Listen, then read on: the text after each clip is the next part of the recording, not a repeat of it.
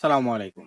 কাছে এবং দূরে, দেশ এবং দেশের বাইরে যে যেখান থেকে আমার ভিডিওটি দেখছেন সবাইকে আন্তরিক শুভেচ্ছা ও অভিনন্দন। আজকে কথা বলবো ভিএফএস গ্লোবাল থেকে যে সাদা পাসপোর্ট ফেরত দিয়েছিল সেই সাদা পাসপোর্ট ফেরত দেওয়ার পরে অনেকের মেসেজ আসতেছে রেডি ফর কালেকশন। আসলে রেডি ফর কালেকশন আসলে কি তারা ভিসা পাবে না, তাদের কি সবকিছু ফেরত দিয়ে দিবে, বা আবার একটি লেখা আসতেছে ইওর ভিসা ইজ রেডি।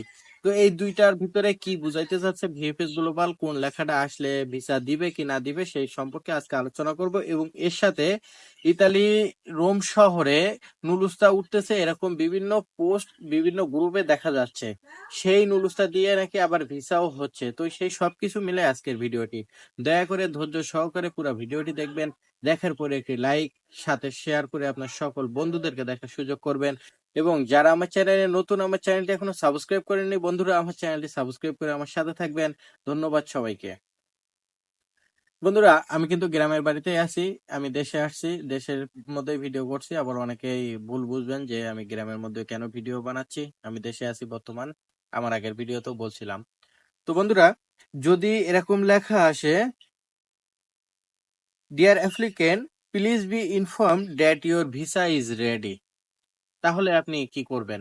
এরকম মেসেজ যদি আপনার আসে ভিএফএস গ্লোবাল থেকে, যে পাসপোর্ট আপনি ফেরত নিয়েছিলেন সাদা পাসপোর্ট নিয়ে আসার কিছুদিন পরে যদি এরকম মেসেজ আসে, তাহলে আপনি সাথে সাথে দেরি না করে ভিএফএস গ্লোবালে যোগাযোগ করবেন। যোগাযোগ করার আগে পাসপোর্ট নিয়ে যাবেন। নিয়ে যাইতে গেলে পাসপোর্টের মেয়াদ কিন্তু 18 মাস প্লাস হইতে হবে। যদি আপনার পাসপোর্টে দেখেন 18 মাস মেয়াদ নেই, তাহলে তাড়াতাড়ি যেভাবে হোক পাসপোর্টটি রেনু করে নতুন পাসপোর্ট এবং পুরাতন পাসপোর্ট দুটোটা পাসপোর্ট নিয়ে তারপরে ভিএফএস গ্লোবালে যাবেন। 20 দিনের মধ্যে আপনি ভিসা পেয়ে যাবেন। তারপরে আপনি বিএমইটি কার্ডের রেজিস্ট্রেশন করে আপনি ট্রেনিং করে বিমানের টিকিট কেটে ইতালি যাইতে পারবেন সরাসরি, কোনো ঝামেলা আপনাদের নাই।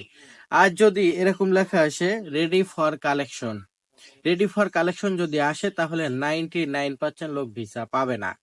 আর তারপরও আপনারা পাসপোর্ট নিয়ে যাবেন সেখানে, কারণ আপনাদের নুলুস্তা বা যে নথিগুলো জমা আছে ওখানে যে ডকুমেন্টস গুলো সব আপনাকে ফেরত দিবে। এবং আপনাকে যে কোনো একটি কল দেখিয়ে ফেরত দিবে।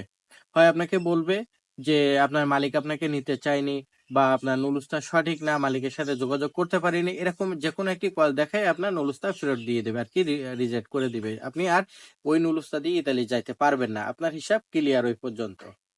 এখন ইতালিতে রোম শহরে অনেক নুলুস্তা উঠতেছে, এই কয়েকদিন যাবত ফেসবুকে বা বিভিন্ন পোস্টে বিভিন্ন গ্রুপে দেখতেছি। আসলে ভাই সত্য কথা বলতে ইতালিতে রোম শহরে নুলুস্তা গুলো সব কিন্তু রেবুকা করে দিচ্ছে, যত নুলুস্তা উঠতেছে সব রেবুকা করে দিচ্ছে। কারণ ইতালিতে রোম শহরে অনেক কোম্পানি বন্ধও করে রাখছে ইতালি সরকার। কারণ তারা ইতালিতে আসার জন্য মানুষের জন্য আবেদন করে, আবেদন করার পরে লোক নিয়ে আসার পরে তাদের সাথে যোগাযোগ করে না, বা অনেকের কাজ কাম দেয় না, অনেকে এসে তাদের কোম্পানিতে কাজ করে না। তাদের মূলত ব্যবসা হচ্ছে বিভিন্ন দেশ থেকে ইতালিতে লোক নিয়ে আসা। একটা একটা লোক নিয়ে আসলে প্রায় 1000 ইউরো 2000 ইউরো তারা পায়। তো এটাই হচ্ছে তাদের ব্যবসা। এই ব্যবসার কারণে অনেক মানুষ হয়রানি হচ্ছে, তাদের মাধ্যমে এসে তারা কাজ কাম পাচ্ছে না। না পাওয়ার কারণে ইতালি সরকার একটু নজরদারি করছে এবং রোম শহরে 99% নুলুস্তা সব রেভোকা করে দিচ্ছে। তো এই মুহূর্তে যদি রোম শহরে নুলুস্তা উঠে থাকে আপনাদের, সেই নুলুস্তা দিয়ে যদি আপনার দালালেরা আপনাদের ভিসা দেওয়ার কথা বলে, তাহলে আপনারা সরাসরি একটা কথা বলবেন, তাদের স্পিড আইডির মাধ্যমে স্পিড আইডি লগ ইন করে তার আগে আপনারা ভিডিও কলে দেখবেন বা স্ক্রিন রেকর্ড করতে বলবেন যে তাদের স্পিড আইডির মধ্যে যাওয়ার পরে কি কমিউনিকেশন আসছে পেপুত্রা থেকে, কি কমিউনিকেশন আসছে। স্টেপ মাইসি যদি লেখা আসে তাহলে মনে করবেন আপনার ভিসা হবে, বা যদি অন্য কোনো লেখা আসে, অন্য কোনো কমিউনিকেশন আসে, তাহলে আপনারা মনে করবেন ভিসা হবে না। তো এই ছিল আজকে আমার ভিডিও। যারা এতক্ষণ ধৈর্য সহকারে ভিডিও দেখছেন তাদেরকে অসংখ্য ধন্যবাদ। দেখা হবে পরবর্তী নতুন একটি ভিডিওর মধ্যে। আল্লাহ হাফেজ।